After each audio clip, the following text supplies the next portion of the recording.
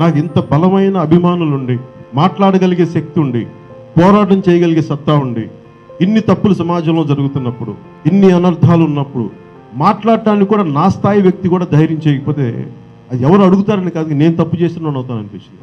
ఒక నిర్దిష్టమైన ఆలోచన విధానంతో, ఒక సుదీర్ఘమైన 25 సంవత్సరాల లక్ష్యంతో నేను ఇలా మీ ముందుకు వచ్చాను.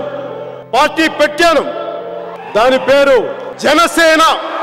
మీ సేన, సామాన్యుల సేన, మన భారతదేశపు సేన.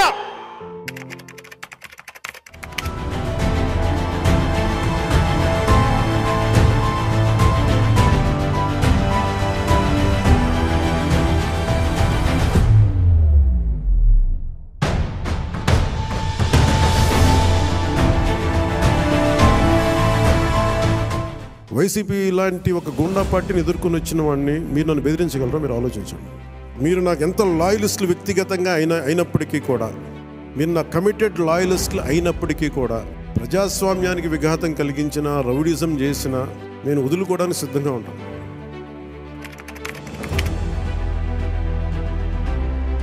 భీమరావు వాడ గొడవైంది 5 సంవత్సరాల క్రితం. ఇందిరా పార్క్ నేను మాట్లాడింది అదేంటంటే, అది కాంగ్రెస్ బిల్డింగ్ ఉంది వెనకాల, గాంధీ భవన్. దశాబ్దాలుగా అక్కడే ఉంటున్నారు జనం, పిల్లలు పాపలు 3 తరాలుగా ఉంటున్నారు. బస్తీ లోపలికి వెళ్ళాను మొత్తం కూల్చేసిన తర్వాత. అప్పుడే వండుకున్న అన్నం కింద పడిపోయింది, ఒక భగవంతుడి ఫోటోగ్రాఫ్ కూడా కింద పడిపోయింది. నేను ఇవన్నీ చూశాను. ఒక 4 దశాబ్దాలుగా ఉంటున్న ప్రజలు మీరు ఎలా చేసేస్తారో అందుకు నాకు కోపం వచ్చింది.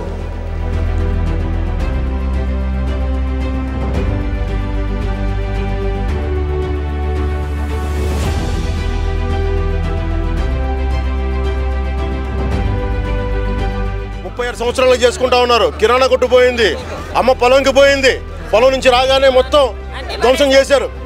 చెల్లి బయటికి పోయింది, పొలానికి పోయింది, ధ్వంసం చేశారు. హైదరాబాద్లో ఇదే వైఎస్ఆర్ ఫ్యామిలీ నడిపితే అక్కడ భీమరావు, బాబాసాహెబ్ అంబేద్కర్ భీమరావు బస్తీని కొలగొడితేనే ఫస్ట్ మాట్లాడాం.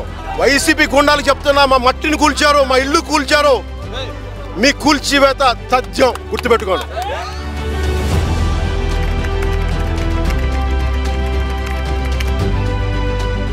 వరంగల్లో స్వప్నిక అనే ఒక ఆడపిల్ల ఉంది. ఆ చెల్లెల మీద యాసిడ్ దాడి జరిగింది. యాసిడ్ దాడి జరిగితే నేను వెళ్ళాను. వెళ్తే పాపం అమ్మాయి మొత్తం వాసిపోయింది, మొత్తం తాగలేకపోతుంది, నోటి మాట రావట్లా. అమ్మాయి అంది, ఒకటే అంది, అన్నయ్య ఇంక ఏ ఆడపిల్లకి ఇలా జరిగినవి కూడా చూడన్నయ్య.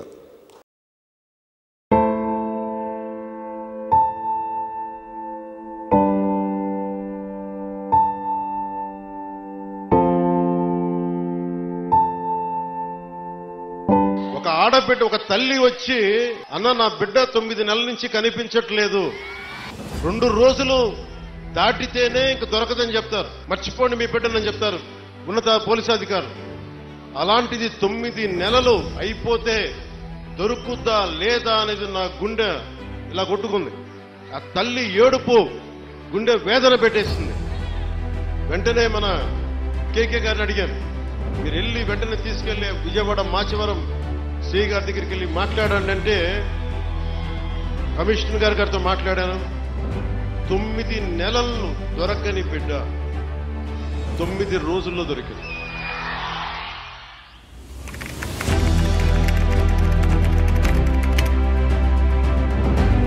రైతు అంటే ఒక కవి చెప్తాడు, మట్టిలో నుంచి కస్తూరి పరిమళాలు తీసే వ్యక్తి రైతు అని చెప్పి. కడుపు నింపేవాడు రైతు. అంత గొప్ప రైతు ఈరోజు మన కన్నీళ్ళు పెట్టి సమస్యలు చెప్పుకోవాల్సిన అవసరం ఏముంది? గిట్టుబాటు ధర లేదని చెప్పాల్సిన అవసరం ఏముంది? ఎక్కడికి వెళ్ళినా రైతు కన్నీరు విపరీతంగా కనిపిస్తుంది. ఎక్కడో చోట దీన్ని ఆపాలి. ఎక్కడో చోట రైతుని రక్షించుకోవడానికి జనసేన పార్టీ ఉంది. రైతు మాకు కనిపించే దేవుడు. నేను సాటి రైతుగా మాట్లాడుతున్నాను. నాకున్న ఒక 8 ఎకరాల మామిడి తోటలో నేను 2 సెంట్లు భూమిని, వరిని పండించిన వాడిని. నాకు తెలుసు ఎంత కష్టమో. ఆ నాట్లు నాటి ఆ మట్టి ఎంత ఇబ్బంది పడతారో తెలుసు నాకు. రైతు కూలీలు కానీ, రైతులు కానీ, అలాగే కౌలు రైతులు ఇబ్బందులు కానీ. జనసేన కోరుకుంటుంది, పండించే రైతు ఉంటాడో ఆ రైతు ఆనందంగా ఉండాలి, ఆ రైతు కడుపు కోత తీరాలి.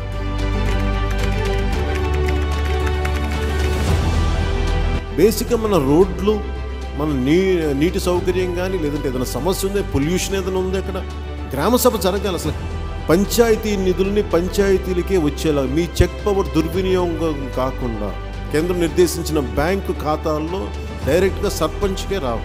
ఎప్పుడైతే సర్పంచ్ అకౌంట్లోకి డబ్బులు వస్తాయో అప్పుడు గ్రామ సభలు బలంగా జరుగుతాయి.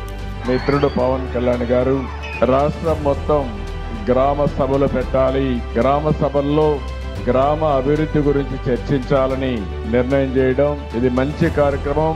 దీన్ని అందరం కలిసి చేయాలి. రాష్ట్రం అంతా కూడా ఒక పండుగ వాతావరణంలో ఈ కార్యక్రమం చేయాలని దీనికి శ్రీకారం చుట్టడం, అక్కడి నుంచి నేను కూడా భాగస్వామి కావాలని వానపల్లికి రావడం నా అదృష్టంగా భావిస్తున్నాను.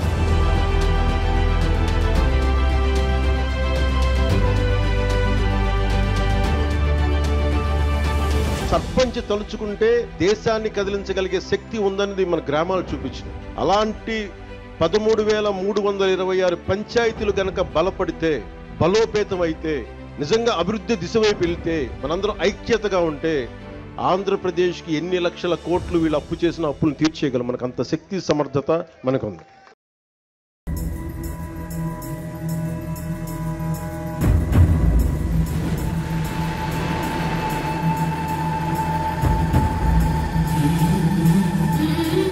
Thank you.